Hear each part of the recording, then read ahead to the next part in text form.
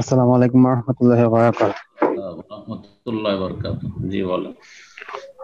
সম্মানিত শাইখ, সাধারণত বগলের চুল বা নাভির নিচের চুলের ক্ষেত্রে ইয়া মানে 40 দিনের আদেশ রয়েছে।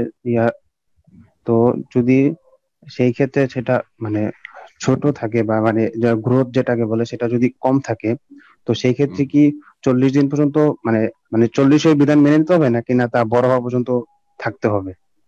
জাযাকাল্লাহু খাইরান। 40 দিন রাসূলুল্লাহ সাল্লাল্লাহু আলাইহি ওয়াসাল্লাম 40 দিন নির্ধারণ করেছে, এই জন্য 40 দিন পার করা ঠিক নয়। কোনো কাবিরা গুনাহ হবে না, কিন্তু সে সুন্নতের খেলাফ কাজ করলো, অপছন্দনীয় কাজ করলো, এরকমটা করবেন না। তার গ্রোথ কম থাক আর বেশি থাক, কারো পশম তাড়াতাড়ি বড় হয়, কারো বড় হয় না। মাথার চুলের ক্ষেত্রেও দেখা যায়, আর দাড়ির ক্ষেত্রেও দেখা যায়, মোচের ক্ষেত্রে দেখা যায় না। এর উপর আপনার কোনো কিছু নির্ভরশীল না, বরং 40 দিনের আগে সেটা আপনি প্রতি সপ্তাহে হইতে পারে। কেউ যদি প্রতি সপ্তাহে পরিষ্কার করে, কোনো দোষের কথা নেই। প্রতি জুমাতে আমি করে নেবো। আর যেমন আপনার আমরা মদ ছোট করে ধরি প্রতি জুমাতে বা তার আগে। এইরকম কেউ যদি 10 দিন 20 দিনে করে, 30 দিনে করে, মাসে একবার করে, কোনো অসুবিধা নেই। 40 দিনের বেশি করবে না, বাড়াবে না। জি। আসসালামু আলাইকুম ওয়ালাইকুম আসসালাম। রহমতুল্লাহি ওয়া বারাকাতুহু। ওয়ালাইকুম আসসালাম রহমতুল্লাহ বরকাত। জি বলেন। জি জি কোথা থেকে প্রথমে আমি বলছেন? আপনার জি বাংলাদেশ থেকে।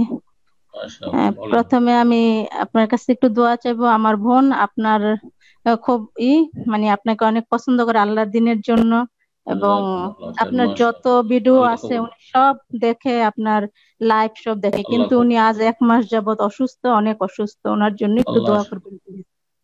আর আল্লাহ শিফা আমার দান করুন, সুস্থতা দান করুন। আল্লাহ সুস্থতা দান। আর আমার একটা প্রশ্ন হচ্ছে, মানে যে আমরা যদি তাশাহুদের পরে আত্তাহিয়াত পরে দুরুদ পরে, তারপরে এই যে চার ইসের প্রতি করে আল্লাহুম্মা ইন্নী আসআলু, ওই যে জান্নাহ কবরের ওই ইগুলা চেয়ে, তারপরে যদি বলা হয় যে আল্লাহুম্মা ইন্নী আসআলুকাল জান্নাহ, আল্লাহুম্মা ইন্নী আউযু বিকা মিনান নার, তারপরে যদি বলি ইয়া জাল জালাল ওয়াল ইকরাম, তাহলে কি এই যে ইয়া জাল জালাল ওয়াল ইকরাম এই কথাটা সম্পূর্ণ হবে না অসম্পূর্ণ থাকবে?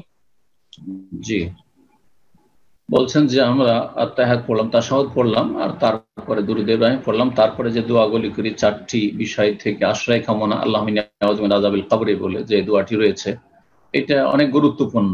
আল্লামা আলিম রাহিমাহুল্লাহ এটাকে ওয়াজিব বলেছে, যদিও এটা সুন্নাত অধিকাংশ উলামা কেরামদের নিকটে, এবং এটি ঠিক, কিন্তু অনেকে ওয়াজিব বলেছে। যাই হোক, এটা পড়ার পরে তারপরে তখন অন্য দোয়াগুলি আল্লাহুম্মা ইন্নী যালামতু নাফসি যুলমান কাসীরা, শুধু এটাই কিন্তু হানাফি ভাই বোনেরা জানে, আর অন্য এটি কি দোয়ায়ে মাসুরা মনে করেন না, ভুল কথা। দোয়ায়ে মাসুরা মানে যে কোনো কোরআন হাদিসের বর্ণিত দোয়া হচ্ছে দোয়ায়ে মাসুরা। তো এই সময় যে কোনো দোয়া করতে পারবে, তার মধ্যে একটি হচ্ছে আল্লাহুম্মা ইন্নী যালামতু নাফসি। আর তারপরে যে কোনো দোয়ার মধ্যে রব্বানা আতিনা ফিদ দুনিয়া হাসানা ওয়া ফিল আখিরাতি হাসানা ওয়া কিনা আযাবান নার। আর আপনি জান্নাত চাইলে আল্লাহুম্মা ইন্নী আসআলুকাল জান্নাহ, আল্লাহুম্মা ইন্নী আউযু বিকা মিনান নার, ভালো কথা, সুন্দর উচ্চারণ করলেন, এভাবে দোয়া করলেন। আর তার সাথে লাগিয়ে যদি বলেন ইয়া জাল জালাল ওয়াল ইকরাম, তাহলে ঠিক আছে। কিন্তু শুধু শুধু ইয়া জাল জালাল ওয়াল ইকরাম আল্লাহকে ডাকলেন, কিন্তু কিছুই চাওয়া হয় না, অসম্পূর্ণ কথা হয়। আর আল্লাহর কোন অসম্পূর্ণ জিকির নেই। এই জন্য ইয়া আল্লাহ, ইয়া রহমান ও ইয়া রাহিম ও ইয়া মালিক ও ইয়া কুদ্দুস, এইভাবে যে আমাদেরকে ছোটতে কায়দা বাগদা দিতে শিখিয়েছে, এটা ভুল তরিকা, এটা ভুল। বরং ইয়া আল্লাহ, তুমি আমাকে এটা দাও, আমার এটা বালা মুসিবত দূর করো। ইয়া রহমান, তুমি রহম করো। ইয়া রহিম, তুমি দয়া করো। ইয়া গাফফার, ইয়া গফুর, তুমি আমাকে ক্ষমা করো। এইভাবে ওই রকমই আপনি এখানে যদি বলেন যে আল্লাহুম্মা ইন্নী আসআলুকাল জান্নাতা ইয়া যাল জালালি ওয়াল ইকরাম, ঠিক আছে। আল্লাহুম্মা ইন্নী আউযু বিকা মিনান নার ইয়া যাল জালালি ওয়াল ইকরাম। আল্লাহুম্মা ইন্নী আউযু বিকা মিনাল বারাস ওয়াল জুযামি ওয়াল জুনুন ওয়া মিন সাইয়্যিল আসকাম ইয়া যাল জালালি ওয়াল ইকরাম, কোনো অসুবিধা নেই। তো ইয়া যাল জালালি ওয়াল ইকরাম কোনো কিছু চাওয়ার পরে, সেটা আরবিতে হোক, নিজের ভাষায় হোক, নিজের ভাষায় আল্লাহ তুমি আমার সমস্ত গুনাহ খাতা মাফ করে দাও ইয়া যাল জালালি ওয়াল ইকরাম, ঠিক আছে, তাহলে ঠিক আছে।